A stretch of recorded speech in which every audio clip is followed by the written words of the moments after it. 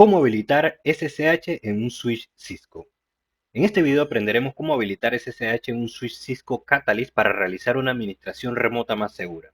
Aunque Telnet permite conectarnos al equipo a través de la red, su principal problema es que transmite la información en texto claro, incluyendo comandos y contraseñas. Por eso, en entornos reales se recomienda utilizar SSH, ya que cifra la comunicación entre el administrador y el switch. En esta práctica veremos cómo preparar el dispositivo configurando un usuario local, un nombre de dominio, las claves RSA, la versión SSH y las líneas BTY necesarias para permitir el acceso remoto seguro. Iniciaremos nuestro laboratorio. Como puedes observar, estamos conectados a nuestro switch Cisco Catalyst mediante una sesión Telnet. Estoy utilizando PuTTY para esta conexión Telnet, y aunque Telnet puede ser útil, debemos recordar que no es seguro. Por ejemplo, si escribo un comando en el switch como show run para ver la configuración de ejecución, esa información se envía a través de la red en texto claro. Si alguien tuviera una herramienta de captura de paquetes, podría capturar esos datos. Incluso si yo ingresara una contraseña o cambiara una contraseña en el switch, esa información podría estar vista a través de Telnet. Por esta razón, Cisco recomienda utilizar Secure Shell, conocido como SSH, en lugar de Telnet. Sin embargo, para poder utilizar SSH, primero debemos realizar algunas configuraciones. Lo primero que necesitamos es configurar un nombre de usuario. Cuando iniciamos sesión mediante SSH, no solo vamos a ingresar una contraseña como hacíamos con Telnet. En este caso vamos a ingresar un nombre de usuario y una contraseña asociada. Esta combinación de usuario y contraseña podría estar almacenada en un servidor externo de autenticación. Sin embargo, para mantener este ejemplo simple, vamos a crear una base de datos local de usuarios en el propio switch. Para hacerlo, usamos el comando username Cisco password Cisco. En este ejemplo estamos creando un usuario llamado Cisco con la contraseña Cisco. Por supuesto, esta no sería una contraseña recomendada para un entorno real, pero nos permite mantener la práctica sencilla para efectos de demostración. Ahora que ya tenemos el usuario configurado, Cisco indica que debemos asignar un nombre de dominio al switch.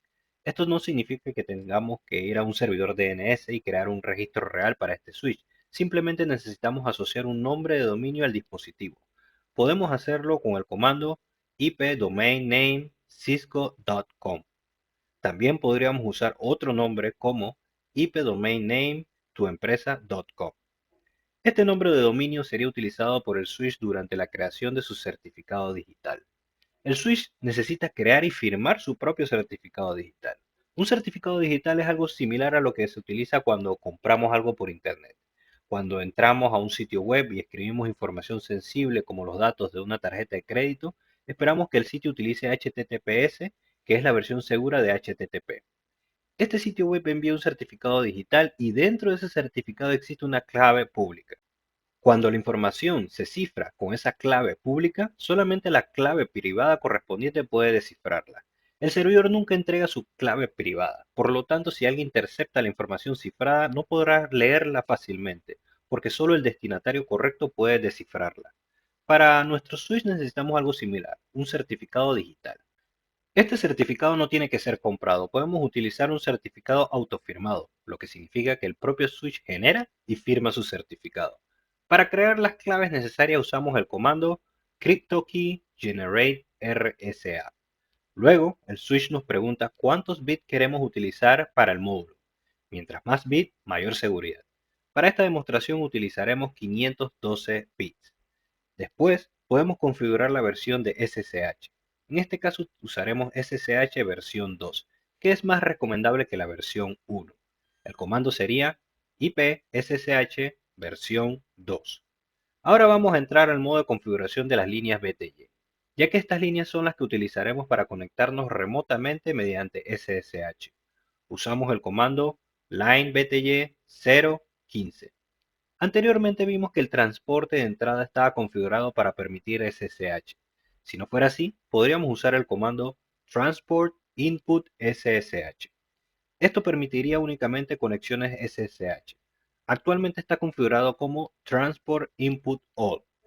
Este es el valor predeterminado y significa que podemos conectarnos tanto por Telnet como por SSH. Por ahora lo dejaremos en la configuración predeterminada, pero hay algo importante que sí debemos configurar. Necesitamos indicarle a las líneas BTY dónde se encuentra la base de datos de usuarios. Como vamos a iniciar sesión con un nombre de usuario y una contraseña, el switch debe saber dónde buscar esa información. En nuestro caso, la base de datos está localmente en el switch. Por eso usamos el comando login local. Con esto, le indicamos al switch que utilice la base de datos local de usuarios para autenticar las conexiones remotas. Con esta configuración ya estamos listos para probar la conexión SSH. Ahora abriremos otra ventana de terminal para conectarnos mediante SSH. En este ejemplo hemos utilizado o estoy utilizando el PuTTY y podríamos usar PuTTY para conectarnos por SSH. Sin embargo, como antes mencionamos TeraTerm, vamos a ver cómo conectarnos usando TeraTerm. Vamos al menú File y seleccionamos New Connection. Seleccionamos SSH versión 2. Por defecto SSH utiliza el puerto TCP22. Luego ingresamos la dirección IP de administración de nuestro switch y presionamos OK. Ahora TeraTerm nos solicita el nombre de usuario y la contraseña. Ingresamos usuario Cisco, contraseña Cisco. Presionamos OK y ahora obtenemos el prompt del switch. En este momento ya estamos conectados mediante Secure Shell, es decir, mediante SSH.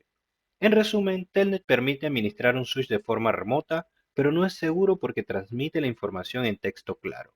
SSH, en cambio, permite una administración remota más segura porque cifra la comunicación entre el administrador y el dispositivo. Por eso, en entornos reales, siempre que sea posible, debemos utilizar SSH en lugar de Telnet.